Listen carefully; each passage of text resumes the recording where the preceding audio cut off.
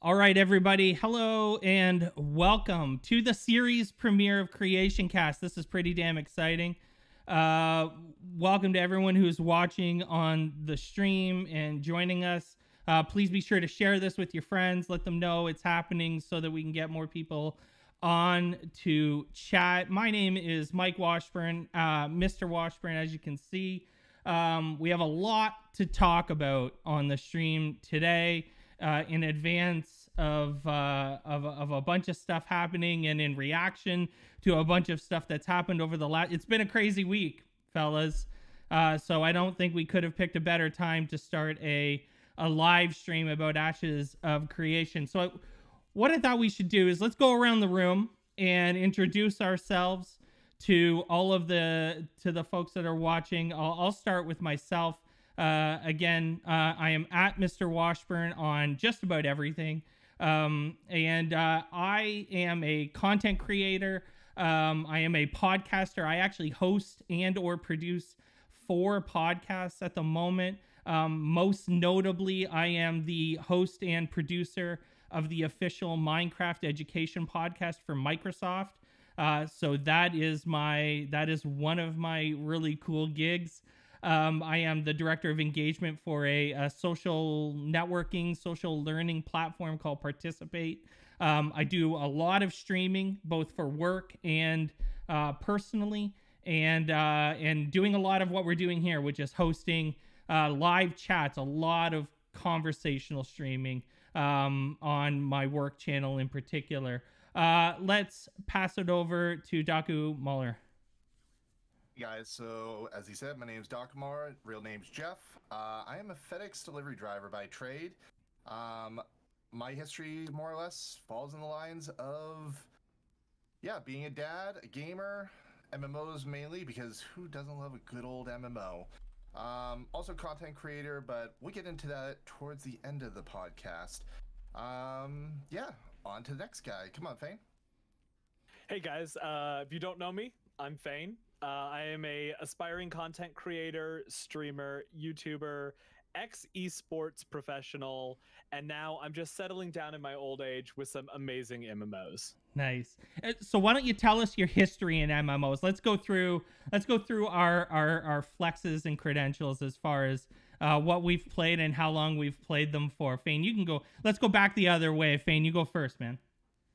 All right, so my biggest flex is that I dodged World of Warcraft on release. I never played that until recently. My big MMO credentials are things like we were 3rd in the world for clearing the raid in Wildstar. We were definitely pushing world first in SWTOR for their first raid in Eternity Vault. Used to be a very hardcore MMO player. Nowadays, I like to take it a little bit more easy. We'll play some Guild Wars 2, some other random games. Just smell the flowers a little bit, do the collection, total completionist, so that'll be a little tough in Ashes, but I'm going to give it a shot. Guild Wars 2 is a great game for completionists. It hits on all of those buttons pretty easily, doesn't it? Oh, 100%. So I sit there and I'm like, okay, let's just check off the next achievement. Let's just do this thing, working down the list. And the map is like made for it, basically, right? Like it literally, like there are things all over the map.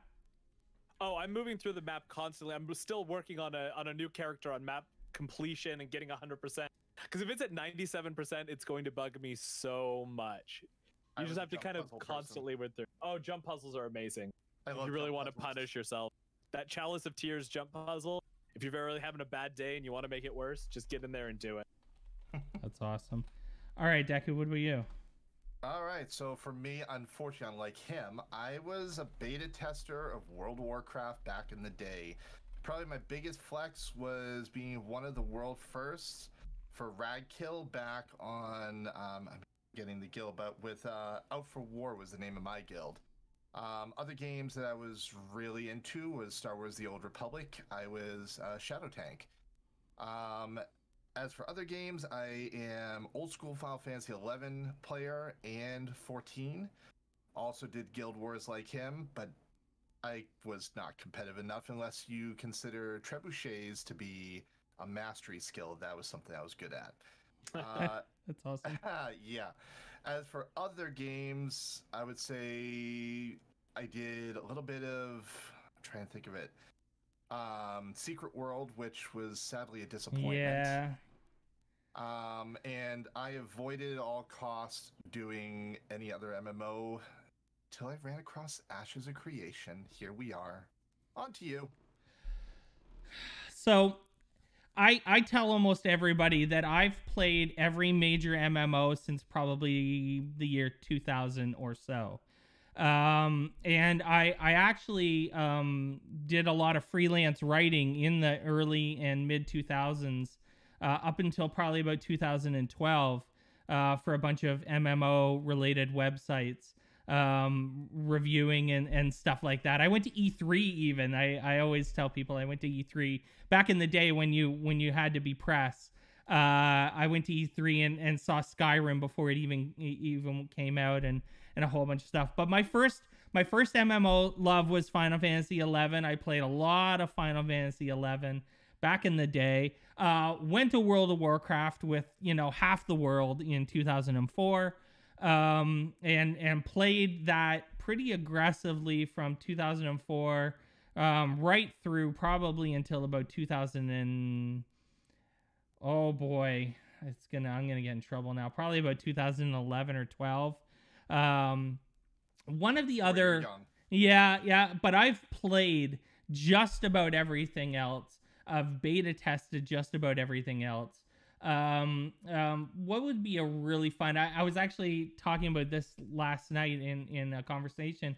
But if you remember the MMO Terra, so Terra actually had a political system when it first came out, where you could be the mayor. I can't remember. They used a word. They used like an RP word for it, but you were like in control of a certain region of the world map, and you could like tax people. And so your guild, if you were the leader of the guild and that guild was you were the mayor of that, you got tax revenue from when people sold things to the shops and stuff like that. You got income from it.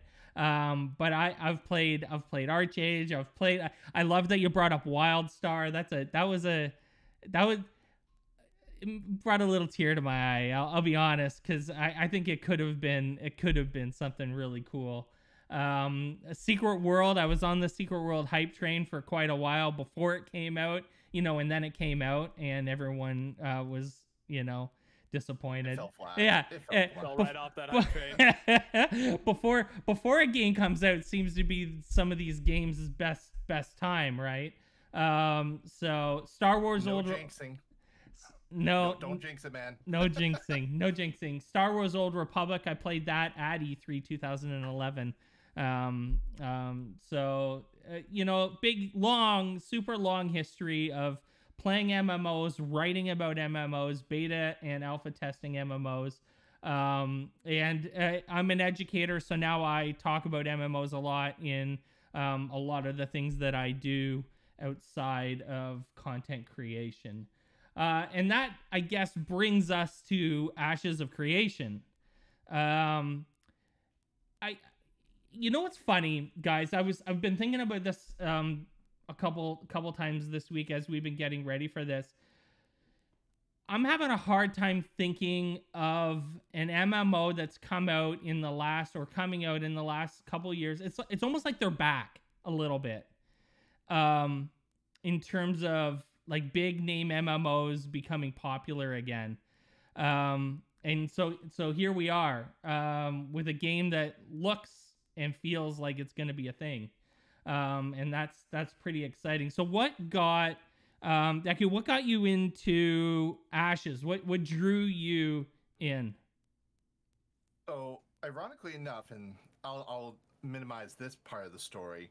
So I was working at Amazon. I had just broken my leg, unfortunately, on the job, and I was going to be out of work for 6 months. At the time that had happened, I'm sitting home on the first day.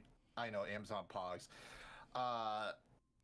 And I was sitting there first day. I was like, what am I going to do with myself for the next 6 months? And I looked up MMOs that are in development. And what was at the top of the list? Ashes of Creation. I was like, what the hell is this thing? It was just getting into Kickstarter, so I read into it. I was like, wow, this sounds pretty good. I was like, I just don't have the money to back it. I'm going to follow this till the end of time. Let's just keep following it. As the game started to develop more and more, and I started hearing more about it, I was like, this is really interesting to me. And what really got me interested more than anything was the idea of being able to build ships. I thought that was going to be the most interesting system to me, to have a naval combat that would rival, say, Arcade, for example, which has an excellent naval combat system. I think that's kind of what drew me into this game, and I only started to peel back the layers of finding out what the community was all about and how deep of a system this was going to be. I didn't even know who Steven Shreve was at the time, and all I heard was the guy used to play MMOs himself. He was going to fund this, and he didn't care if people necessarily were going to, back the project. He wants to just show his love to the MMO community and let it grow. And that alone is what drew me in more than anything else. So that's pretty much my story. Broke my leg and found the MMO. Here we are. That's a good one. Why don't you go ahead, Fane? Yeah. Okay, so I found Ashes of Creation through a Lazy Peon video. Not the Lazy Peon video everyone's thinking of, not the recent one. Back in 2017, he made a video, and it was very vague, and it was kind of this overarching trope of the world changing constantly. And as soon as I saw that, I said, okay, I was hooked. I'll never forget, the Kickstarter went live. I was working as a bartender at the time, and I saw that it went live. Somebody texted me, okay, the Kickstarter's live. I got everyone the drinks they needed. I ran into the back of house, and I got on my phone and instantly got there on that Kickstarter. I'm like, I'm getting in now, and I'm getting in early. That's awesome. It's just such an amazing game so far. It's the old Peon Node video was, it really showcased what the whole game was. Yeah, the concept of an ever-changing world, about the fact that you may have played the game and I played the game, and 10 years later we can sit down and talk about it. We'll have totally different experiences because our servers may have formed and really pushed up in completely different ways. That's sort of the thing that's got me really excited about it. And then Watchbird, what's your kind of Ashes of Creation origin story, really? So mine's a lot simpler than both of yours, I think, and that's that I was looking for a new game, a new MMO to play, just straight up, and not even how long is when was the Kickstarter? 2018, 2019, 2018, right? 17. May of 2017. Yeah. Like 2017, I wasn't following it in 2017. I was looking for a new MMO to play probably sometime in mid 2020, and bookmarked a whole bunch of them, to be honest, of ones that were supposed to be coming out. But I was looking for something, that was like, because I loved WoW and I loved Final Fantasy 14 and 11.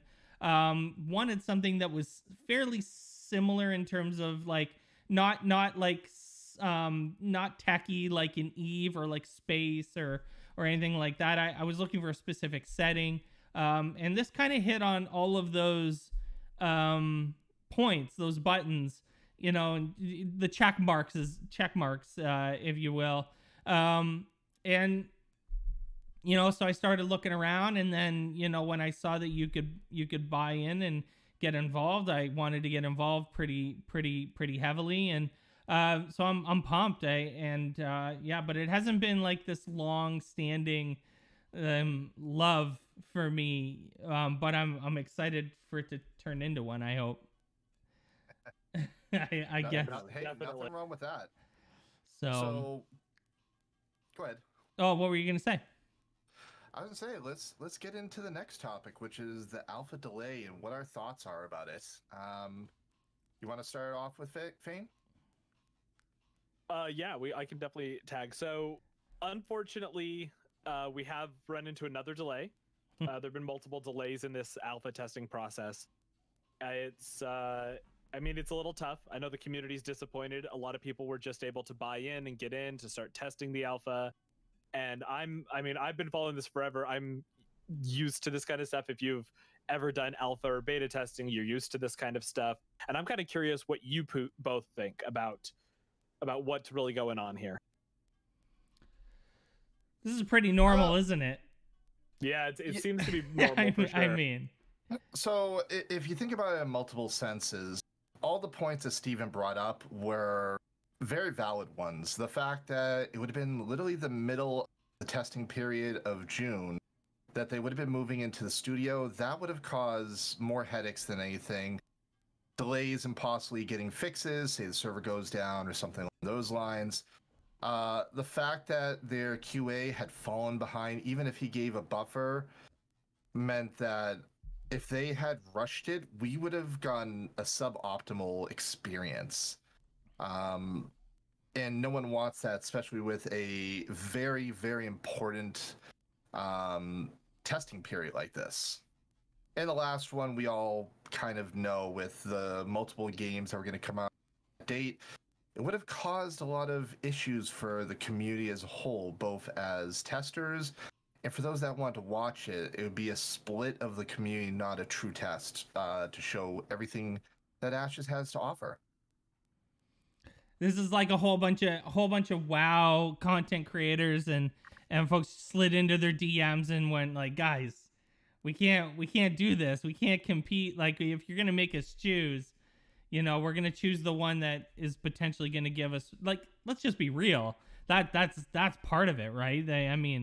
You know, if they're gonna go and have to choose which one has more of an audience, they're gonna choose the one that's been around for 20 years to stream, I suppose. I mean, that was cited in the note, right? That the Burning Crusade was a factor too, right? Well, he didn't say directly. He kind of alluded to it.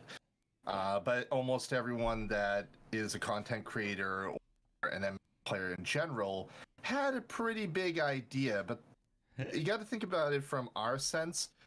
Steven, in a sense, checkmated World of Warcraft if we were to consider that the main reason why they moved up their date. Because Blizzard's very well known. Once they give an official date, they do not change it. Even if stuff hits the fan that they can't fix in time, they just roll with the punches as the community yells at them. After the creation, this is an alpha test, and giving more time for the QA is, I consider, a blessing. It may not be so much for the general public, but if you think about it, more time equals more polish equals better quality for the community and the players as a whole that are testing it. Yeah, 100% true. I think it's the other thing that I've seen, because I've seen a lot of negativity and hate around this pushback, and something that I'm often trying to tell people and remind people is this is a true development alpha. This isn't some game on Steam where they say alpha early access or pre-alpha early access, $40 price tag, and we're really not going to update the game that much over the next 2 or 3 years. This is an actual transparent development process. And I think with that, there definitely comes some traps that you kind of have to step around. Some of those being, you want to make sure that the game looks somewhat good. Even though it is in a testing phase, you want to make sure that servers are stable and players aren't falling through the world and things like that. They're bound to happen, but you want to minimize it as much as possible. And I think everyone needs to really tone down or temper their expectations of this. We're definitely here. We're definitely going to be testing. We just can't show it this time around, unfortunately. It is what it is. I mean,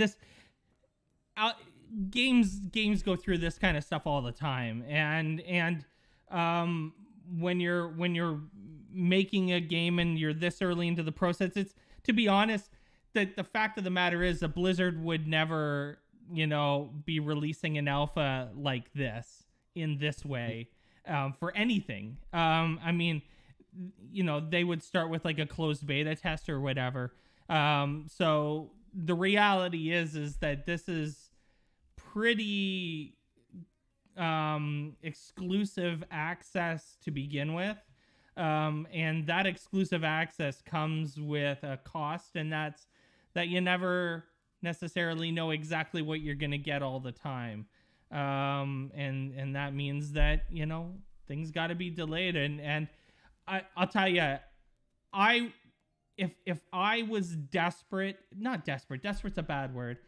If I needed to put my best foot forward, you know, when it's the first time that a lot of people are going to see the game, it better be damn good, right? It better be the best that I can possibly make it within the context of it being an alpha, but still being the best it could possibly be. And I get the hesitancy to not to push it out, you know, when it wasn't ready.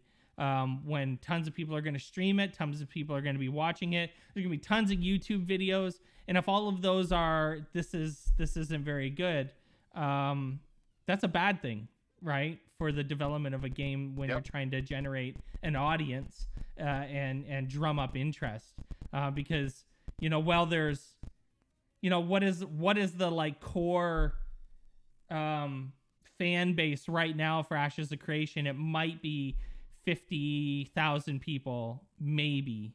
They obviously need way more than that to run a successful MMO, probably.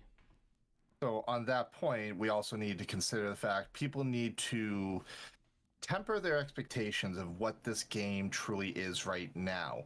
So as Steven has stated multiple times, this is a true alpha. Stuff is gonna break. The server is gonna shut down here and there as they fix stuff.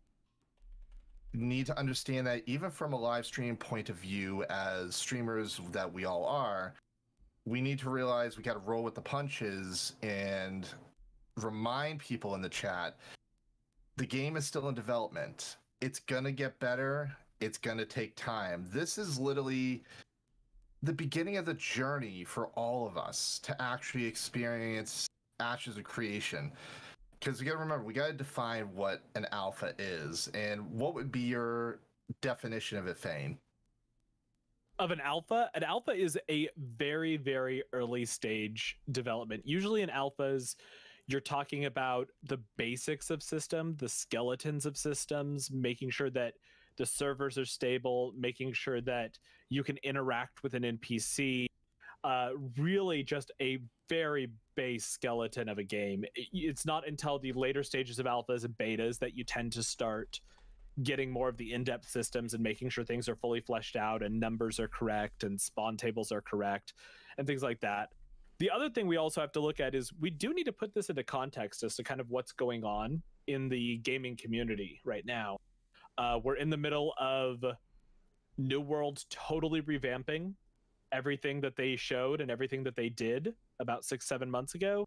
We're in the middle of a Blizzard expansion for WoW that was pushed back initially, and now we're talking about the longest gap before their major patch.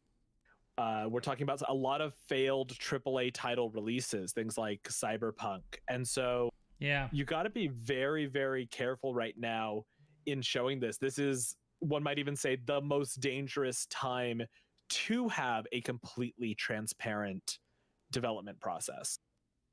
And that's definitely going to help Steven in the long run. If he can pull this off and the whole staff as a whole, it's actually going to make this game something to remember compared to other developments. I'm going to use a good example.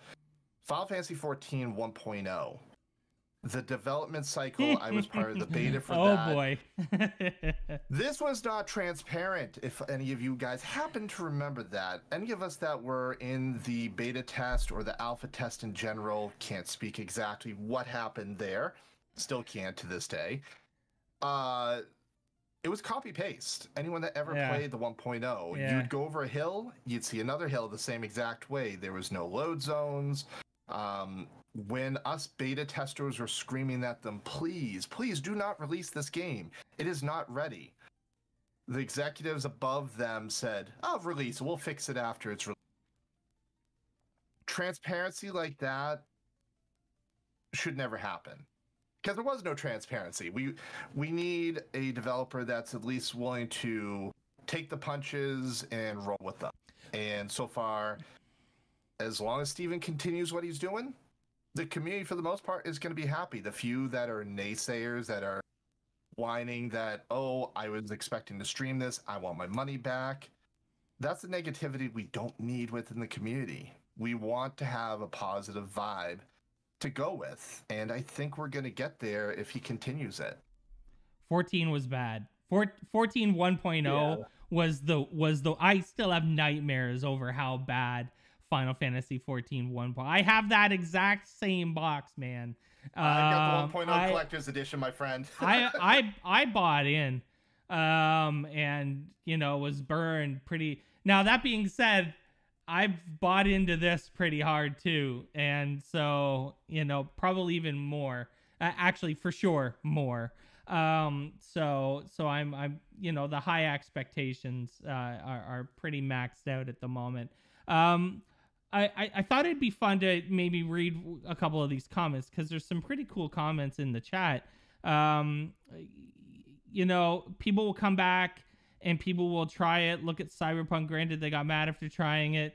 About negative opinions. So is a negative opinion. So this is maybe also in response to something like what I said, where a bad first impression is bad. But maybe actually Final Fantasy 14 is the counterpoint to that, because Final Fantasy 14 1.0 was terrible. A Realm Reborn, it's fantastic. Final Fantasy 14 is an awesome MMO now, and people did give it another chance. So it's all thanks to Yoshi P. Yoshi P did wonders. Yeah. So I'm wondering if a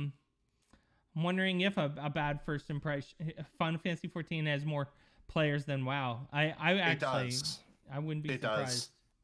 WoW is actually its most recent earnings report reported about 65% of its subscriptions had dissipated, even though their sales had gone up. So mainly, sorry for those that don't like this term, but the whales kept them afloat.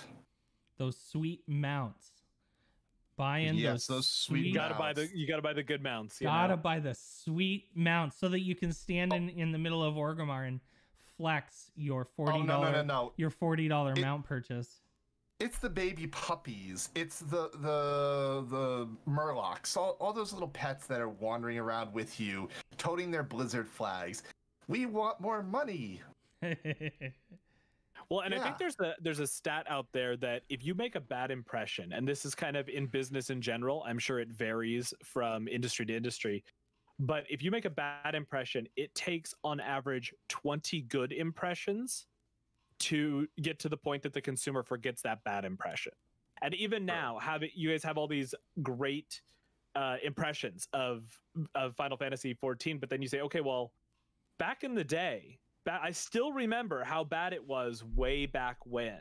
And the switch happens when that goes from a really annoyance and, oh, it left a bad taste in my mouth, to, oh, do you remember? And that was such a fun, silly time. Kind of the way we look back at our teenage years and say, what were we doing back then? It's a fun, silly time. So making that transition is really key for any marketing company within the MMO sphere. Yep.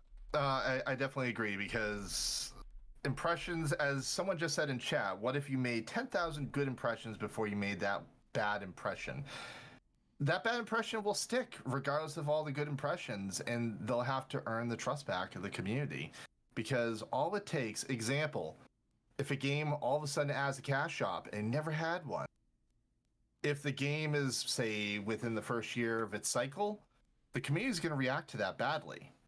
But if it came out, say, 10 years down the line just to pad the wallets of sorts, people would react a lot different and be okay with it.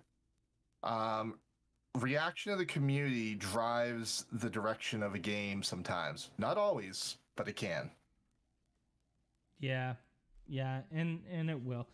So how about this? Let's talk about something that might actually get a reaction from the community. And I actually think, Fane, you might have the strongest opinion on this. This idea that these cosmetic items that I guess the ones that you've gotten as part of the packages that we've bought and stuff you'll buy in the future, I believe that they're being assigned as character only. Is that correct? Why don't you run down what the actual deal is, and then what's your thoughts on it? So they mentioned this in the most recent live stream, and it's definitely created a split in the community. What has been stated is that if you have a cosmetic for a character or a mount or a weapon or something along those lines, it will be applied directly to one character. So if I have a really cool horse and I put a skin on it, it's applied to just that horse. And for me to swap that to another character, I will have to remove that from that mount, go over into my account somewhere and reassign it to the new character so it can be applied. And there's a cooldown period there. Now, I'm of the opinion, and I think that there's a decent amount of people that both agree and disagree with me. I'm of the opinion that if I buy a cosmetic, I want that to be applicable everywhere. I've never had the opportunity to buy multiple. And maybe when we do see the game go live, you'll be able to say, okay, I want to buy one of these cool cosmetics for my ranger and one for my mage and one for my tank. And you can buy multiple then. But as of right now, we've never had the option to do that. And I think a lot of people assumed that these cosmetics would be something account-wide, like a wardrobe system, for sure. Daku, I think you and I disagree on this slightly, though. Yeah, so, okay, as someone that played World of Warcraft for way too many years, and I'll admit it, I was a WoW addict, they have the transmog system that was account-wide. The problem, in my opinion, of what the cosmetic system and the transmog system is, there is no individuality between your characters. And the reason I say that is you can go over to your Horde mage and make them look like they are wearing priest gear. Then you go over to your Alliance mage and do the same exact thing. They don't really look different. And if they had split it up where you had to go re-earn that or you had to buy that per se, it would create more individuality from the player base that it's like, oh wow, kind of like the old days of World of Warcraft where someone had the Warglaze of Azeroth, you were a badass because no one else really had those. It was a very low drop rate. Or you had Sulfurin's hammer. Like certain things like that, they made you unique as a character. And I feel even in a cash shop, if there's something that's really cool, it's better to have one person that looks really cool like that instead of 50 of the same exact people with the same exact cosmetic. That's kind of where I come in on that. So now Bartik in chat has a great point. This is the other point that I hear that kind of backs your side, where he says, you need to kind of, it feels less rare. This item feels less rare when all the characters on your account have it. I think though, if you want your characters to look unique, that's going to happen naturally anyway. It doesn't need to be forced. I think if you want them all to look the same because that's the aesthetic you want, I think that should be an option, especially when you're not getting something that you're achieving in game. I totally agree on that. If it's achieved in game, it should be per character. You got to go defeat that boss on every character. But if you're buying something with currency, with real world money, I feel that you should be able to have that on all the characters, because if I want all of my mounts to look like Stuffertons or the Wisping Well Snorse or something like that, I want it to be on all my characters. And I think the having to swap it between characters just becomes an extra step. I don't think it disincentivizes it. Somebody had said that you don't want to see too many of those things running around. You don't want 30 people running around with this. But keep in mind, if I have something on my account, I'm only logged on to one character at a time.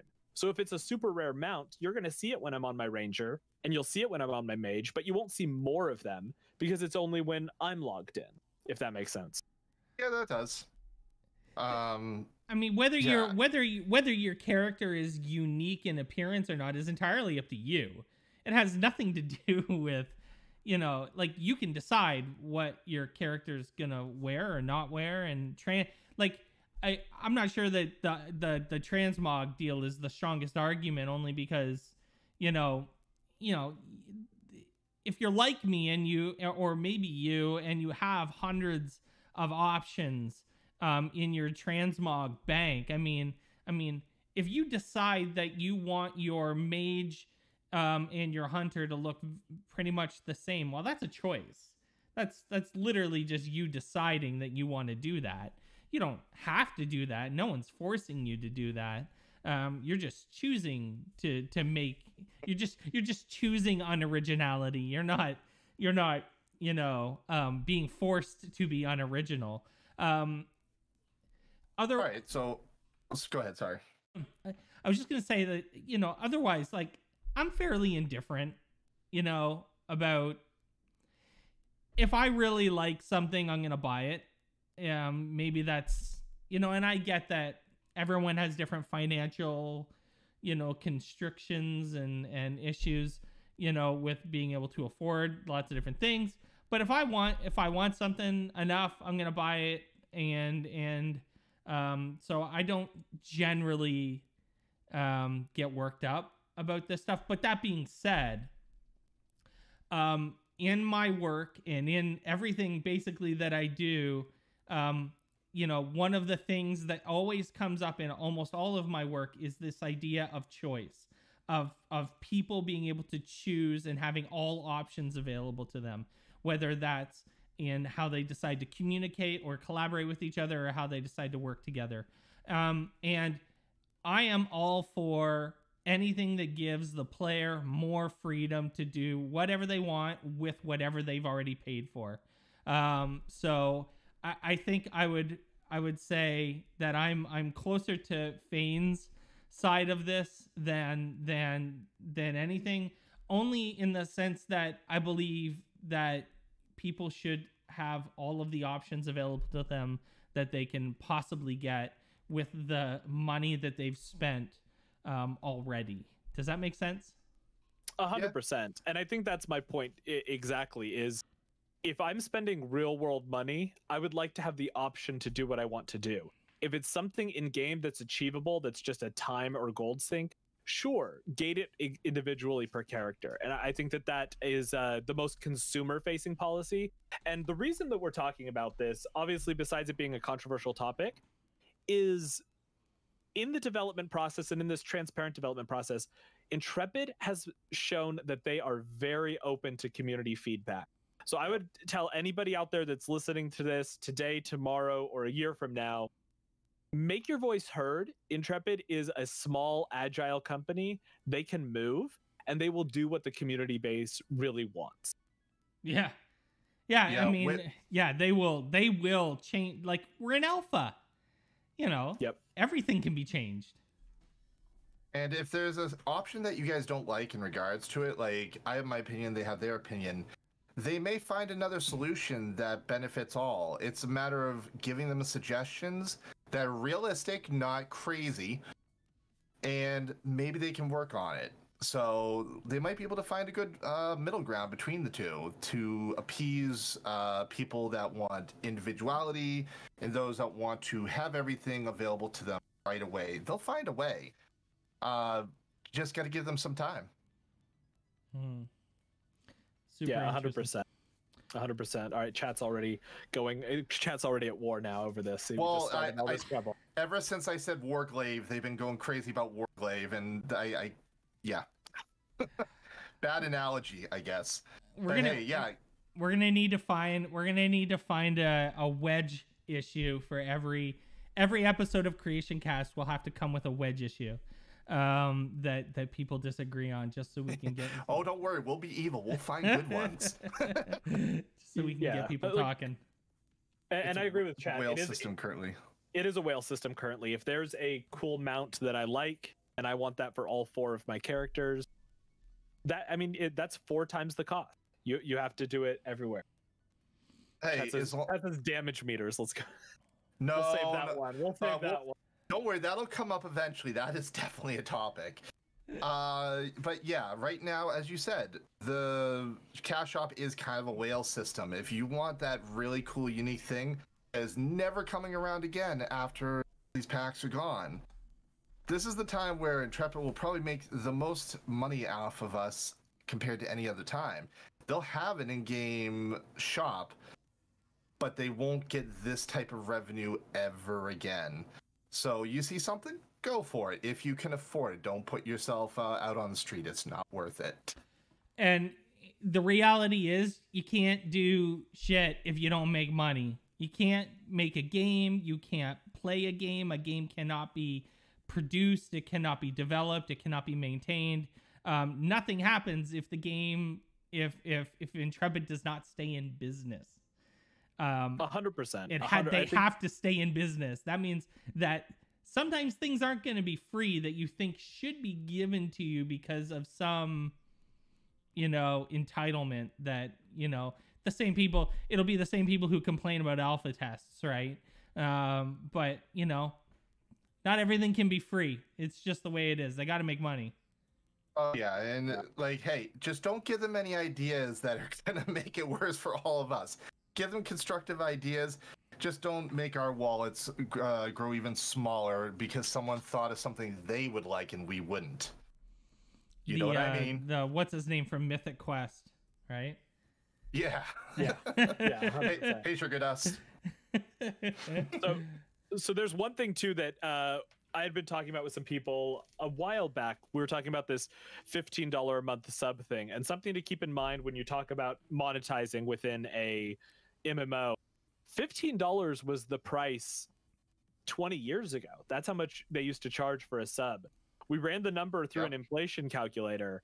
That should be, if a sub cost kept up with inflation, that should be about $23 US right now. So everyone keep that in mind too, that the games do have to monetize in these way. Because think about it this way, guys. Server costs across the globe are going to be something they have to worry about. Keeping server stability, storage, paying their paying the staff. Wages, they have to pay all these things. MMOs are notoriously the most expensive type of game to make in the game industry. Not all MMOs actually turn a profit. If they do, hallelujah, you did something right. Congratulations. Keep at it and just don't let it slip. I wish I could remember, but I read once that Lord of the Rings Online only has like maybe 20,000 subscribers. But it's enough. Wow. But it's enough for them to. It's enough for them to just keep going, which is super. I found that super interesting. That number might not be accurate, but I remember it being shockingly. I don't know how to put words out of my mouth. Shockingly. It's okay. Low. We got you. But yeah, I mean, you gotta pay people. People deserve a living wage, and people deserve to earn. So a cash shop is necessary. The whales will identify themselves. There might be a couple in this stream, and so we will, it'll be what it is. I mean, I want the game to continue more than I care about how much something I really like costs, in a lot of ways. Yeah, I guess so. We at the end of so this is going to be a bi-weekly stream, by the way. So every 2 weeks, you're gonna catch us, and we're gonna catch you up on everything that's been going on. So, and at the end or near the end of every stream, we're gonna highlight some interesting stuff, and I guess this week we're gonna highlight some fan art. So Daku's gonna take us through some cool fan art that has stood out and share us that. Yeah, guys. So if any of you guys here are actual artists and you showcase your stuff on the Ashes forums, continue doing that. You are being noticed. Ashes of Creation is very good at doing their fan art Fridays whenever they take care of the community, and they usually showcase a couple that look absolutely amazing. But the rest of those arts that just get ignored, we're going to give you guys a little bit of love, and I've got 3 for you today. So for the first one, we got the Bunny Mount by Woodox. This mount just stuck out to me to be amazing. Like, who doesn't want to ride a horse-style bunny? Like, seriously. I love this. I love the coloration of the hair that they've done. There's like specific markings on this bunny. Looks very kind of tribal or elvish. Is it elvish or elven? It could be both, I think. Are both appropriate?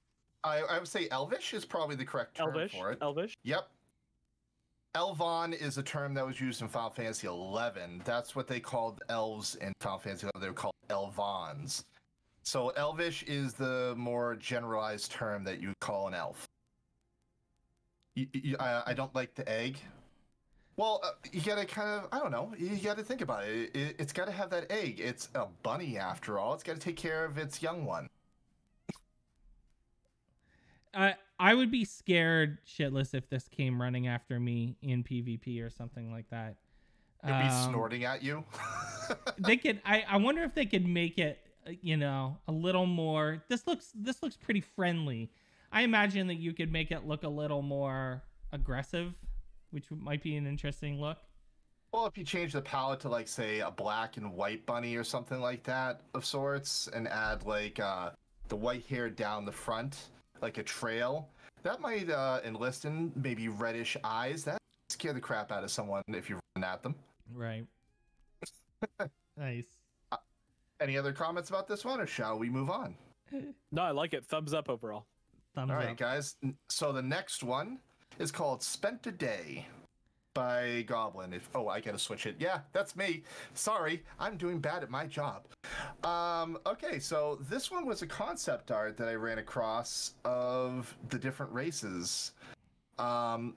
Pretty basic. This one was made by a gentleman named Goblin. I'll share it in chat if you guys would like to look at it. This is literally the forum post if you want to look it up based on the name. This one stuck out to me to be well drawn. Almost looks like he just did this in studio and just did it by hand. Like, it just really looked cool. I like the little skeleton guy to the right. He was honestly the champion of this. I love this. What do you guys think? I love this. I'd print this. Like, if this, like, I'm gonna look this one up when we're done, and if this is in a resolution that is printable, I might take this to a printer's and then frame it and put it on my wall because it looks pretty dope. I like it. I like it a lot. I like that art style. Yeah, this is amazing. If Goblin really wanted to run with this, these characters here, I think, would be perfect in like an Ashes of Creation themed comic strip. Just put out, like, every couple weeks, put out a comic strip with these characters. I think it would be amazing. I agree with that. World of Warcraft did something like that, and people love that. Or no, it wasn't World of Warcraft. It was a fan art page that did that, and it was always about questing and stuff like that, and they had the really interesting characters. That would look really well. Any other comments, or are we good? Because I got one more for you guys. I love it. 10 out of 10. Yeah, all right. 100%. So the last one's called Bear Art Winter's Coming. This one is by Witty Windle. Are there bears? Are there bears in Ash's creation? Yes, like there's bears in Ash's creation. Bears like this? I don't remember. I think Steven said we'd have bear mounts like this eventually, but don't quote me on that. You guys can go look that up. Oh, it's like a what mount. The bear on the left is the looks like the brew bear. It looks like below those straps it's carrying. This was a cosmetic pack, and it's got those 2 big giant casks of what we would assume some sort of brew. So yeah, the one on the right is, as you can see, he got a little bit of pinky to his face, so he's already a little on the tipsy side enjoying it, while the other one's enjoying berries. Look like they're having a picnic just before winter comes, as the term goes. Winter's coming. And I love the art, the way this was done. This was done definitely with care to every detail. Like, you can see the fur and everything really well. And the bear on the right having the leaves as its mount. Really cool. So it's giving me Yogi Bear vibes now. I was thinking boo-boo. I had Winnie the Pooh vibes. Hey, boo boo, want some picnic baskets? Yeah, sorry, I had to. But yeah, that's the fan art for today. I will be posting these on my official Twitter, all for people to look up, and I will try to pull up the forum post for you guys. Pretty cool. So we're gonna share more of those on other shows. So like Daku said, if you draw and you draw Ashes of Creation stuff, shoot him a DM or something. Follow him on the Twitters and send him a DM and share him. We'll share it on stream because I think that's a great idea. And you might find something that you want to print. So speaking of sharing things on Twitters, we should tell everyone who's watching how to get a hold of us. Let's start with you, Daku. All right, so for me, I am on multiple platforms. I am youtube.com/DocMar. You can look me up. Twitch is my main platform, and I'm also on Twitter. All the names are the same exact thing. I appreciate any follows. Otherwise, thank you. Yeah, Fane. You guys can, I made it easy. You guys can go to itsfane.com. There's links to all of my socials there. Check me out. Awesome. And I'm Mr. Washburn everywhere, including on this channel that you've been watching us on. If you aren't following us and if you aren't following me on this channel, go ahead and smash that follow button right now, and then you can get a notification the next time we go live for Creation Cast, and certainly the next time I go live hopefully playing Ashes of Creation when the NDA is lifted finally. Yeah, Mr. Washburn everywhere. Twitter, I'm very busy on Twitter.